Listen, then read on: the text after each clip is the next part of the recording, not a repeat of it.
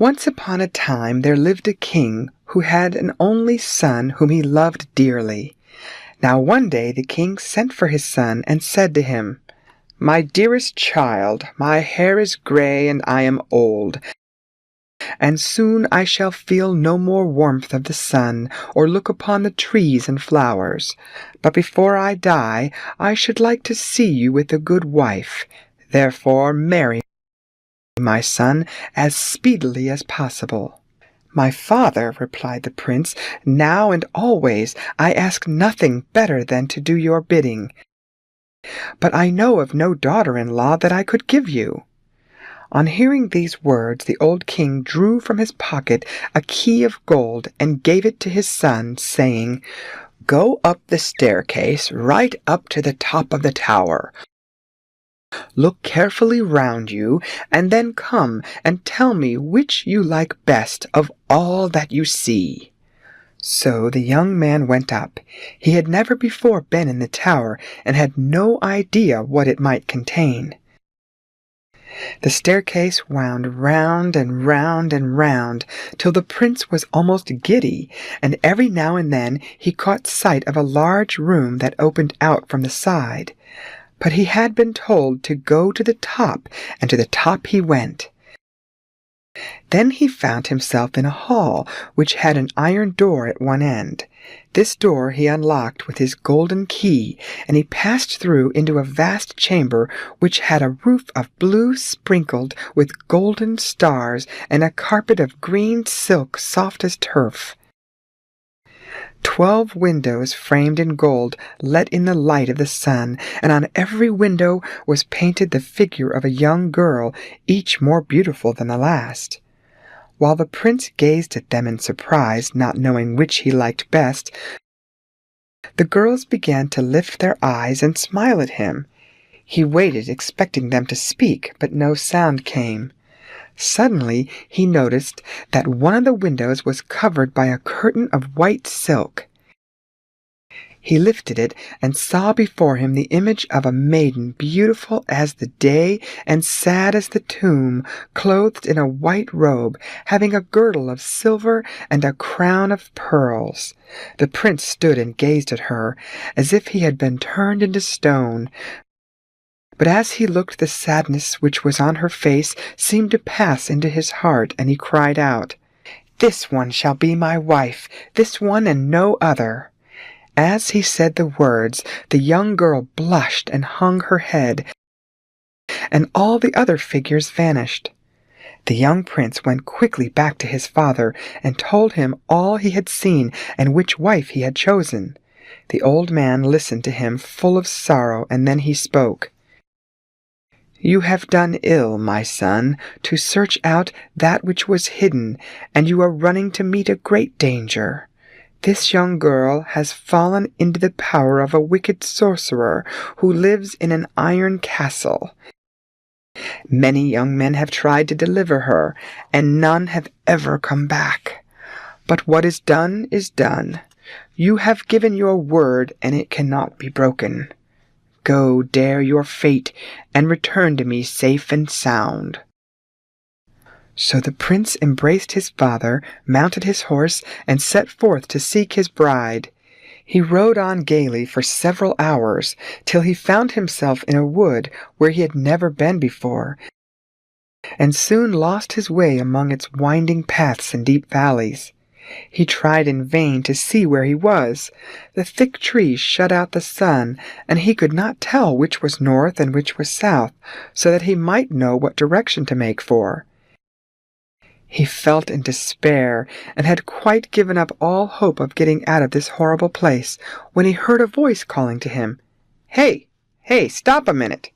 The prince turned round and saw behind him a very tall man, running as fast as his legs would carry him. "Wait for me," he panted, "and take me into your service. If you do, you will never be sorry." "Who are you?" asked the prince, "and what can you do?" "Long is my name, and I can lengthen my body at will. Do you see that nest up there on the top of that pine tree? Well, I can get it for you without taking the trouble of climbing the tree." And Long stretched himself up and up and up, until he was very soon as tall as the pine itself. He put the nest in his pocket, and before you could wink your eyelid, he had made himself small again, and stood before the prince. "Yes, you know your business," said he, "but birds' nests are no use to me. I am too old for them. Now, if you were only able to get me out of this wood, you would indeed be good for something." "Oh, there's no difficulty about that," replied Long, and he stretched himself up and up and up till he was 3 times as tall as the tallest tree in the forest. Then he looked all round and said, "We must go in this direction in order to get out of the wood," and shortening himself again, he took the prince's horse by the bridle and led him along. Very soon they got clear of the forest, and saw before them a wide plain ending in a pile of high rocks, covered here and there with trees, and very much like the fortifications of a town. As they left the wood behind, Long turned to the prince and said, "My lord, here comes my comrade. You should take him into your service too, as you will find him a great help." "Well, call him then, so that I can see what sort of a man he is." "He is a little too far off for that," replied Long. "He would hardly hear my voice, and he couldn't be here for some time yet, as he has so much to carry. I think I had better go and bring him myself." And this time he stretched himself to such a height that his head was lost in the clouds. He made 2 or 3 strides, took his friend on his back, and set him down before the prince. The newcomer was a very fat man, and as round as a barrel. "Who are you?" asked the prince, "and what can you do?" "Your worship, Broad is my name, and I can make myself as wide as I please." "Let me see how you manage it." "Run, my lord, as fast as you can, and hide yourself in the wood," cried Broad, and he began to swell himself out. The prince did not understand why he should run to the wood, but when he saw Long flying towards it, he thought he had better follow his example. He was only just in time, for Broad had so suddenly inflated himself that he very nearly knocked over the prince and his horse too. He covered all the space for acres round. You would have thought he was a mountain. At length Broad ceased to expand, drew a deep breath that made the whole forest tremble, and shrank into his usual size. "You have made me run away," said the prince, "but it is not every day one meets with a man of your sort. I will take you into my service." So the 3 companions continued their journey, and when they were drawing near the rocks, they met a man whose eyes were covered by a bandage. "Your Excellency," said Long, "this is our 3rd comrade. You will do well to take him into your service, and I assure you, you will find him worth his salt." "Who are you?" asked the prince, "and why are your eyes bandaged? You can never see your way." "It is just the contrary, my lord. It is because I see only too well that I am forced to bandage my eyes. Even so I see as well as people who have no bandage. When I take it off, my eyes pierce through everything. Everything I look at catches fire, or if it cannot catch fire, it falls into 1,000 pieces. They call me Quickeye." And so saying, he took off his bandage and turned towards the rock. As he fixed his eyes upon it, a crack was heard, and in a few moments it was nothing but a heap of sand. In the sand something might be detected glittering brightly. Quickeye picked it up and brought it to the prince. It turned out to be a lump of pure gold. "You are a wonderful creature," said the prince, "and I should be a fool not to take you into my service. But since your eyes are so good, tell me if I am very far from the Iron Castle, and what is happening there just now." "If you were traveling alone," replied Quickeye, "it would take you at least a year to get to it. But as we are with you, we shall arrive there tonight. Just now they are preparing supper." "There is a princess in the castle. Do you see her?" "A wizard keeps her in a high tower guarded by iron bars." "Ah, help me to deliver her," cried the prince, and they promised they would. Then they all set out through the gray rocks, by the breach made by the eyes of Quickeye, and passed over great mountains and through deep woods. And every time they met with any obstacle, the three friends contrived somehow to put it aside. As the sun was setting, the prince beheld the towers of the iron castle, and before it sank beneath the horizon, he was crossing the iron bridge which led to the gates. He was only just in time, for no sooner had the sun disappeared altogether than the bridge drew itself up and the gates shut themselves. There was no turning back now. The prince put up his horse in the stable, where everything looked as if a guest was expected, and then the whole party marched straight up to the castle. In the court, in the stables, and all over the great halls, they saw a number of men richly dressed, but every one turned into stone. They crossed an endless set of rooms, all opening into each other, till they reached the dining hall. It was brilliantly lighted, the table was covered with wine and fruit, and was laid for 4. They waited a few minutes expecting someone to come, but as nobody did, they sat down and began to eat and drink, for they were very hungry. When they had done their supper, they looked about for some place to sleep. But suddenly the door burst open, and the wizard entered the hall. He was old and humpbacked, with a bald head and a gray beard that fell to his knees. He wore a black robe, and instead of a belt, 3 iron circlets clasped his waist. He led by the hand a lady of wonderful beauty, dressed in white, with a girdle of silver and a crown of pearls, but her face was pale and sad as death itself.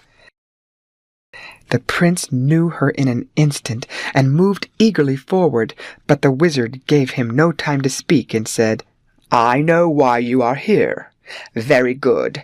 You may have her, if for 3 nights following you can prevent her making her escape. If you fail in this, you and your servants will all be turned into stone, like those who have come before you." And offering the princess a chair, he left the hall. The prince could not take his eyes from the princess. She was so lovely. He began to talk to her, but she neither answered nor smiled, and sat as if she were made of marble. He seated himself by her, and determined not to close his eyes that night, for fear she should escape him. And in order that she should be doubly guarded, Long stretched himself like a strap all round the room. Broad took his stand by the door, and puffed himself out, so that not even a mouse could slip by. And Quickeye leant against a pillar which stood in the middle of the floor and supported the roof. But in half a second they were all sound asleep, and they slept sound the whole night long. In the morning, at the first peep of dawn, the prince awoke with a start, but the princess was gone. He aroused his servants and implored them to tell him what he must do. "Calm yourself, my lord," said Quickeye. "I have found her already. 100 miles from here there is a forest. In the middle of the forest an old oak, and on top of the oak an acorn. This acorn is the princess. If Long will take me on his shoulders, we shall bring her back." And sure enough, in less time than it takes to walk round a cottage, they had returned from the forest, and Long presented the acorn to the prince. "Now, your excellency, throw it on the ground." The prince obeyed, and was enchanted to see the princess appear at his side. But when the sun peeped for the first time over the mountains, the door burst open as before, and the wizard entered with a loud laugh. Suddenly he caught sight of the princess. His face darkened. He uttered a low growl, and one of the iron circlets gave way with a crash. He seized the young girl by the hand and bore her away with him. All that day the prince wandered about the castle, studying the curious treasures it contained, but everything looked as if life had suddenly come to a standstill. In one place he saw a prince who had been turned into stone in the act of brandishing a sword round which his 2 hands were clasped. In another, the same doom had fallen upon a knight in the act of running away. In a third, a serving man was standing eternally trying to convey a piece of beef to his mouth, and all around them were others, still preserving for evermore the attitudes they were in when the wizard had commanded, "From henceforth to be turned into marble." In the castle and round the castle all was dismal and desolate. Trees there were but without leaves, fields there were but no grass grew on them. There was one river, but it never flowed, and no fish lived in it. No flowers blossomed, and no birds sang. 3 times during the day food appeared, as if by magic, for the prince and his servants. And it was not until supper was ended that the wizard appeared, as on the previous evening, and delivered the princess into the care of the prince. All 4 determined that this time they would keep awake at any cost. But it was no use. Off they went as they had done before, and when the prince awoke the next morning, the room was again empty. With a pang of shame he rushed to find Quickeye. "Awake! Awake, Quickeye! Do you know what has become of the princess?" Quickeye rubbed his eyes and answered, "Yes, I see her. 200 miles from here there is a mountain. In this mountain is a rock. In the rock a precious stone. This stone is the princess. Long shall take me there, and we will be back before you can turn round." So Long took him on his shoulders, and they set out. At every stride they covered 20 miles, and as they drew near, Quickeye fixed his burning eyes on the mountain. In an instant it split into 1,000 pieces, and in one of these sparkled the precious stone. They picked it up and brought it to the prince, who flung it hastily down, and as the stone touched the floor, the princess stood before him. When the wizard came, his eyes shot forth flames of fury. Crick-crack was heard, and another of his iron bands broke and fell. He seized the princess by the hand and led her off, growling louder than ever. All that day things went on exactly as they had done the day before. After supper, the wizard brought back the princess, and looking him straight in the eyes, he said, "We shall see which of us 2 will gain the prize after all." That night they struggled their very hardest to keep awake, and even walked about instead of sitting down. But it was quite useless. One after another they had to give in, and for the 3rd time the princess slipped through their fingers. When morning came, it was as usual the prince who awoke the first, and as usual the princess being gone, he rushed to Quickeye.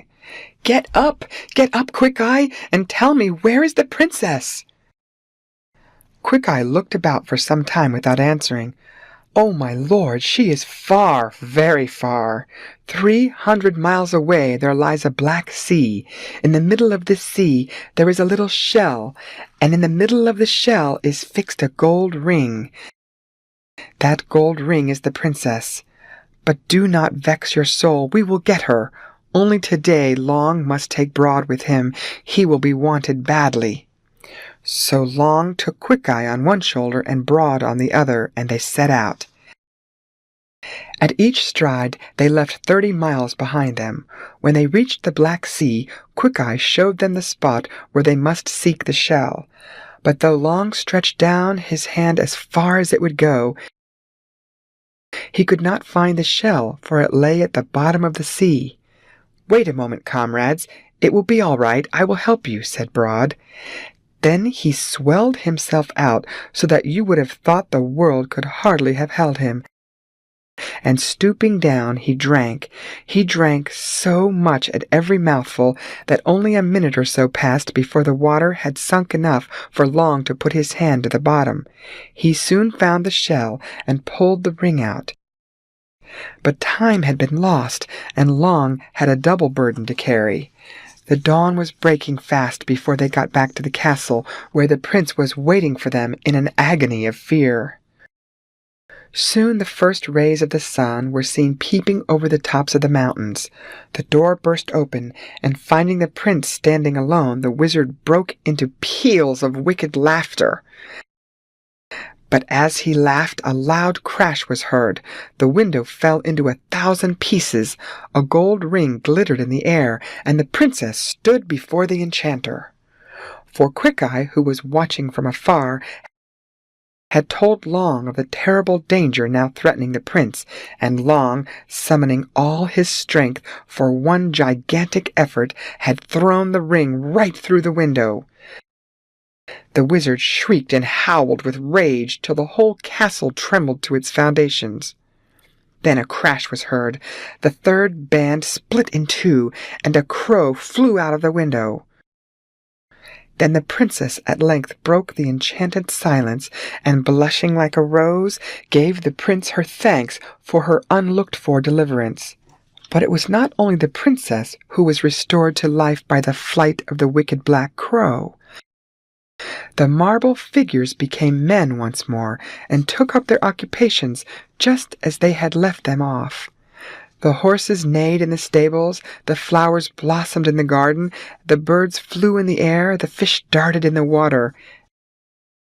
Everywhere you looked, all was life, all was joy. And the knights who had been turned into stone came in a body to offer their homage to the prince who had set them free. "Do not thank me," he said, "for I have done nothing. Without my faithful servants, Long, Broad, and Quickeye, I should even have been as one of you." With these words he bade them farewell, and departed with the princess and his faithful companions for the kingdom of his father. The old king, who had long since given up all hope, wept for joy at the sight of his son, and insisted that the wedding should take place as soon as possible. All the knights who had been enchanted in the Iron Castle were invited to the ceremony, and after it had taken place, Long, Broad, and Quickeye took leave of the young couple, saying that they were going to look for more work. The prince offered them all their hearts could desire if they would only remain with him, but they replied that an idle life would not please them, and that they could never be happy unless they were busy. So they went away to seek their fortunes, and for all I know are seeking still.